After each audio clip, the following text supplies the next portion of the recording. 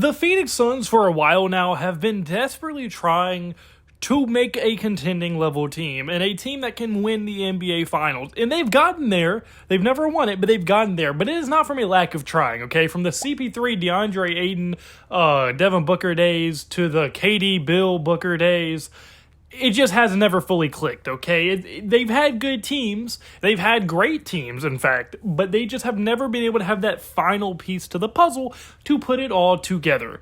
And that has then left them in the situation they are currently in, where they have just recently had to trade Kevin Durant, and they let Bradley Beal walk, basically, after a buyout. So they now need to fill some holes, to say the least, and they don't have that many pieces to fill those holes with. And I'm going to be getting to this video. I'm going to be breaking down their whole roster and why I think it's a little weird and definitely wonky and needs some work, and then what I think they should do going forward to fix the current situation they are in. And if that does sound interesting too, please watch the video all the way through, hit the like button, subscribe button, and without further ado, let's get right into this video. Alright, so the first thing I want to do is going to be breaking down their roster, and the first thing I want to get into is going to be their guards, okay? They're going to have a guard duo of Jalen Green and Devin Booker. Now, that is a very talented duo. The problem is, I don't think they exactly work together, because let's break down both of their games. Jalen Green is a very ball-dominant guard, who is definitely a score-first guard and not a pass-first guard, and he's had teams where he's had point guards help him, and he's never really been asked to be a true point guard or anything, because he is more of a score-first type guy. And then you look at Devin Booker, and although he is a better facilitator and passer than Green, he is still definitely a score-first, ball-dominant type guy. So when you put them together, you're kind of in almost the same situation you just were in when you had Bradley Beal on the roster, because now you have two score-first shooting guards, basically, and no point guards, and you're going to have to be forced to run Devin Booker at the point guard just because he is the better of the two. But having Devin Booker have to worry about getting his teammates facilitating things like that, opposed to having him just focus on scoring, will probably hinder his offensive game, which isn't ideal. So you're really banking on that just their overwhelming scoring capacity is going to overwhelm teams. And if that didn't work with Bradley Beal and Devin Booker and Kevin Durant also being on that team, I'm not sure that that would also work here. And then even when you go deeper into their guard rotation, their only real backup guard that's of substance is Grayson Allen. Now, Grayson Allen, great shooter, very solid backup guy. He's a great rotational player. There's no complaints there, but after him, it kind of does fall off of a cliff from their guard rotation standpoint. As behind Grayson Allen, all they really have is Jared Butler, who I'm higher on than most. Most people probably don't even know who Jared Butler is. I liked him coming out of Baylor in his draft class, and he's never really lived up to it, but he just had a pretty solid year with Washington. And overall, I do think Jared Butler could provide quality minutes for them and could be a very solid player. But is Jared Butler at the end of the day. There's only so much expectations I can put on him, and although I am high on him, and he is coming off of his best season last year because he got the most playing time of his career with the Wizards and Philadelphia, I do think he will provide solid to good minutes, and he isn't a bad player, but like I said, it's Jared Butler, so it's not like he's going to raise the ceiling of this guard room. And then lastly, the only other real guard they have is Colin Gillespie, and Colin Gillespie is a solid player, once again, pretty okay, but definitely nothing special. He's not going to make your team any better. He's probably not going to win you or lose you any games. He's just going to give you okay minutes. So outside of Grayson Allen, their bench depth struggles a lot. So they are really one injury away from being very thin in their guard rotation this year. And now moving to the small forward position, they still have Dylan Brooks, which isn't terrible. He's a talented player. He's a good leader. He's going to play hard. He's going to give your team an edge. But when you take into the fact that last year they had Kevin fucking Durant at small forward, it's quite the downgrade. And then if you look at their backups, it falls off a cliff once again, as you have Jordan Goodwin, who, once again, he's okay, but he's not great, and he's probably not even better than most teams starting small forwards, so that's not great. Kobe Brea is on the roster, and Kobe Brea, I like him coming out. I think he's a solid rookie. He's a good shooter. He's probably going to mainly be a shooter from year one, especially. I don't think he fully raises the ceiling, but, maybe he's a good wild card to try to develop this year. Ryan Dunn can play small forward, but he's more of a power forward type guy playing, but he can play small forward, and he's an elite defender, so he's really solid. But yeah, their small forward depth and really small forward position has an overall downgrade from what it was even last year. And then looking at their power forward position, they do have Royce O'Neal or Ryan Dunn. They can pick either one. If I was them, I would go with Ryan Dunn to develop him more, but I wouldn't be surprised if they go Royce O'Neal as a starter because Royce O'Neal is kind of an all around solid vet. And while Ryan Dunn is the young guy who's an elite defender but needs to heavily work on his offensive game. So I wouldn't be mad if they started either one. I would, like I said, personally start Dunn, but it could go either way. But even after them, they do actually have some pretty strong prospects. Like Rasheer Fleming, I'm very high on. I like Rasheer Fleming. I think he has high potential, and I wouldn't even be mad if one day he's the starting power forward on this team and you move Ryan Dunn to small forward in the future. So I wouldn't be mad at that at all, and I think power forward is probably, besides obviously Jalen Green and Devin Booker, talent-wise, outside of that duo right there, I think they're probably the most talented position that they have left is the power forward position. And then lastly, we're going to get into their center room. And this is where I have pretty big issues, okay? Look, I'm not even mad at the players they have. I think the players they have are serviceable enough, okay? Look, Mark Williams is a starting good level center. Why they wanted him, I don't know, because they literally have the exact same player twice behind him, but we're going to get in that a little bit later.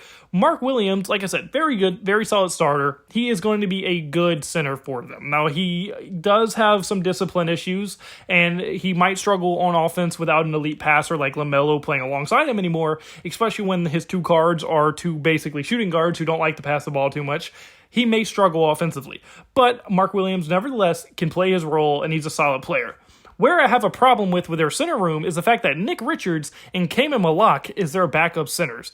Now, these aren't necessarily bad players, but Nick Richards and Kaman Malak are literally the exact same player as Mark Williams. They're actually just the same player, but less athletic. They can block shots, they can rebound, but they are unbelievably offensively challenged.